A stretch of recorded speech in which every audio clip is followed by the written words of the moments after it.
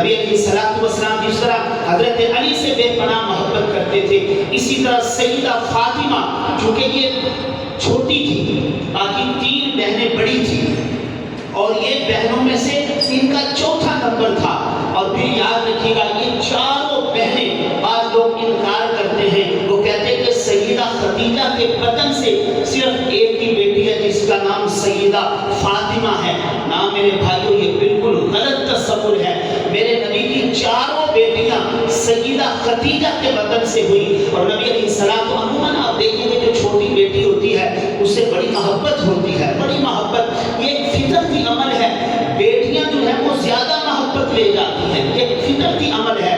رسول اللہ صلی اللہ علیہ وسلم سیدہ فاطمہ سے بے پناہ محبت کیا کرتی تھی. ایک دن وہ جا رہی تھی، اما عائشہ رضی اللہ تعالی عنہا نے فرمایا کہ اے بیٹی فاطمہ، تو چال چلن میں اپنے پاپا محمد جیسی ہے صلی اللہ علیہ وسلم. یعنی جیسے رسول اللہ صلی اللہ علیہ وسلم چلا کرتے تھے، چال چلن جیسے ان کا تھا ویسے ہی تمہارا ہی چال چلن ہے. اور نبی علیہ الصلوۃ والسلام سے ایک دن پوچھا گیا، اللہ کے رسول آپ کو سب سے زیادہ کس سے محبت ہے؟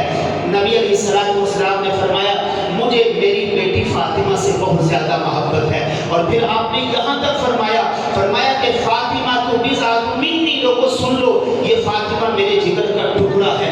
جس نے میری فاطمہ کو تکلیف پہنچائی اس نے میں محمد کو تکلیف پہنچائی. یعنی بیٹی کو سر کا تاج قرار دیا گیا. آج کسی ہم کے ہاں 1 2 3 بیٹیاں پیدا ہو جائیں، پچھلے دنوں ایک ماں نے، اس کی ساس نے اس کو تانا دیا تو تو مر جا، تیسری بیٹی کو جنم دے دی ہے. بھائی جنت ہسپتال لاہور، اس نے کھڑکی کھولی، وہاں سے چھلانگ لگا دی اور وہ وہی اللہ کو پیاری. تانے نہ دیا کرو. یہ بیٹیاں یہ بیٹے دینا یہ اللہ کا اختیار ہے، یہ کسی مرد یا عورت کے اختیار میں نہیں ہے. یہ وہ لوگ بات کرتے ہیں جو قرآن کی روح سے واقف نہیں ہیں، جو قرآن کی نص سے واقف نہیں ہیں. اللہ یہ اگر بری چیز ہوتی بیٹیاں، اللہ اپنے شعیب نبی کو بیٹیاں نہ دیتا. اللہ اپنے شعیب نبی کو کبھی بیٹیاں نہ دیتا. حضرت عمران بن ماسان جو ہیں جنہوں نے اپنے رب سے بیٹا مانگا تھا، حضرت حنا بنت فاقوزہ جو حضرت مریم کی والدہ ہیں، آپ تیسرا پارہ پڑھیں، وہ کیا کہتی ہے؟ اللہ بیٹے کا سوال کر رہے ہیں، لیکن کیا ہوتا ہے اللہ مریم جیسی خوبصورت بیٹی عطا فرما دے. انہوں نے اس کو نہر میں پھینک دیا تھا، انہوں نے خودکشی کر لی تھی. حضرت شعیب کے مایوس ہو کے بیٹھتے تھے. رسول اللہ صلی اللہ علیہ وسلم کے بیٹے تو بچپن میں ہی انتقال کرتے تھے. یہ چاروں بیٹیاں جوان ہوئی. میرے نبی نے پھر ان کا آگے نکاح بھی کیا. میرے نبی نے تو ان کو بوجھ نہیں سمجھا.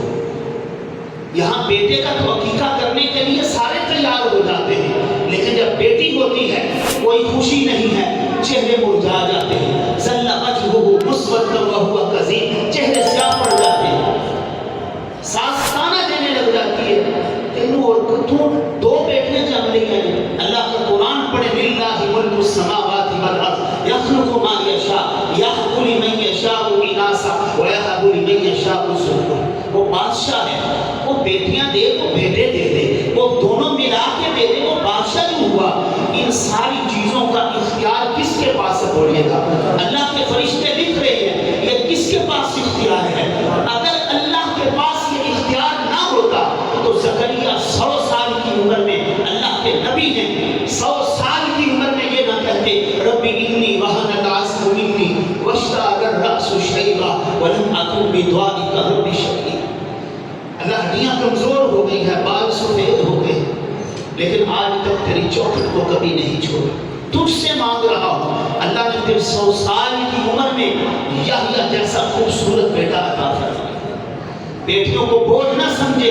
اگر یہ بیٹیاں بوجھ ہوتی تو محمد کریم صلی اللہ علیہ وسلم کبھی بھی اپنی بیٹیوں کے اتنے فضائل بیان نہ کرتے، بلکہ بیٹی کے استقبال کے لیے کھڑے ہو جانا، بیٹی کے استقبال میں کھڑے ہو جانا، اپنی چادر کا نیچے بچھا دینا. اور فرمایا جب بیٹیوں کو لوگ بوجھ سمجھتے تھے زندہ زمین میں دفن کر دیا کرتے تھے. زندہ زمین میں دفن کر دینا کہ یہ جوان ہوگی، دماد آئے گا، پھر چیزیں دینی پڑے گی، فلاں ہے فلاں ہے. اور دوسری بات میں آپ سے یہ کہہ رہا ہوں، آپ بھی بیٹیوں والے ہیں، کسی کی بیٹی آپ کے گھر آ رہی ہو تو اتنے مطالبات جہیز کے نہ رکھا کریں۔ یقین جانیے ایک ایسی لعنت ہے ہمارے معاشرے میں، ماں باپ اپنی خوشی سے ہر باپ اپنی استطاعت کے مطابق کرتا ہے، لیکن ہمارے معاشرے میں جو بیٹی سامان کم لے کے جاتی ہے اسے تانے دے دے کے مار دیا جاتا ہے، اسے تانے دے دے کے کی لیتی ہے کہ یہ تو گلا بڑیاں کرتی ہے، اور پھر ہم کلمہ دعویٰ کرتے ہیں کہ بھی میں مسلمان ہوں، میں لا الہ الا اللہ محمد رسول اللہ۔ کتنے المیہ ہے ہمارے معاشرے میں، اس لیے تو ہم ذلیل ہوتے ہیں، اس لیے تو قرآن ہونے کے باوجود، توحید ہونے کے باوجود، سنت ہونے کے باوجود مسلمان پستی کی طرف جا رہا ہے، ذلت و رسوائی کی زندگی ہم بسر کر رہے ہیں۔ اس کی وجہ کیا ہے کہ ہم نے دین کو اپنی مرضی کا بنا لیا ہے۔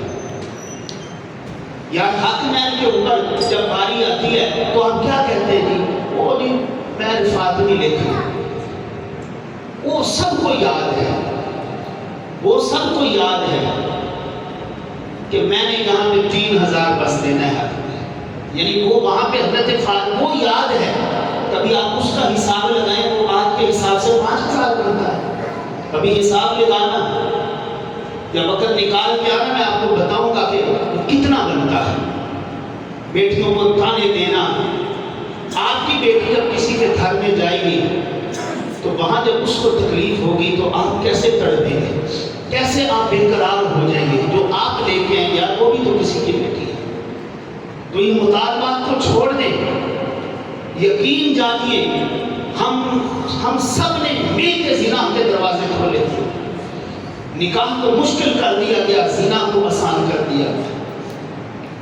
لوگ گھروں میں بیٹھے، ان کے پاس بیٹیوں کو رخصت کرنے کے لیے پیسہ نہیں، سامان نہیں ہے، تو پھر اللہ معاف فرمائے، بس اللہ ہم سب کے حال کے اوپر رحم فرما دے۔ 300 لوگوں کی بارات بیٹی کے گھر لے کے جانا، یہ کون سا دین ہے یار؟ آپ کسی بیٹی ہاں بارات لے کے 300 افراد لے کے جا رہے ہیں، 300 افراد بیٹی کو لینے کے لیے 300 افراد جا رہے ہیں، اس باپ کے پلے میں کیا رہے گا؟ پھر کیا کہتے ہیں بھائی ساری ناک نہیں بچنی، وہ بھی ناراض ہو جائے گا یا وہ بھی ناراض ہو جائے گا۔ 300 افراد کو لے کے جا رہے ہیں، پھر وہاں پہ ہم جو حملہ کرتے ہیں، جو کھانا ضائع کرتے ہیں، بس اللہ ہم سب کے حال کے اوپر ہم فرمائے۔